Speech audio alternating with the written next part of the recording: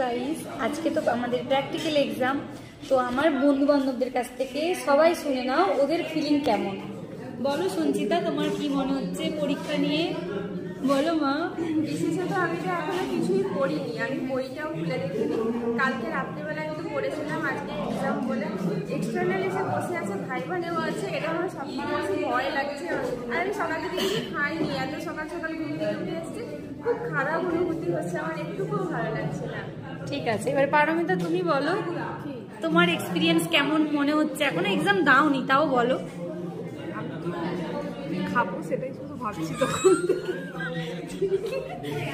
খুব খিদে পাচ্ছে, সিরিয়াস বলছি। তখন থেকে আমি প্ল্যান করছি যে ধোসা খাবো না বড়া খাবো না এটা খাবো, ওটাই প্ল্যান করছি, আর কিছু। পারমিতার সাথে খাওয়া খাওয়া খাওয়া।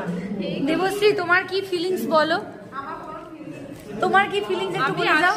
দেবশ্রী ফিলিংস যে কখন আমাকে দই বড়াটা দিবে, আমাকে কিন্তু ও তো একটু মানে গাইস, ও তো মদন, তো আমি জানি ও কেমন, তাই ওকে একটু জিজ্ঞেস করে নিন আপনারা।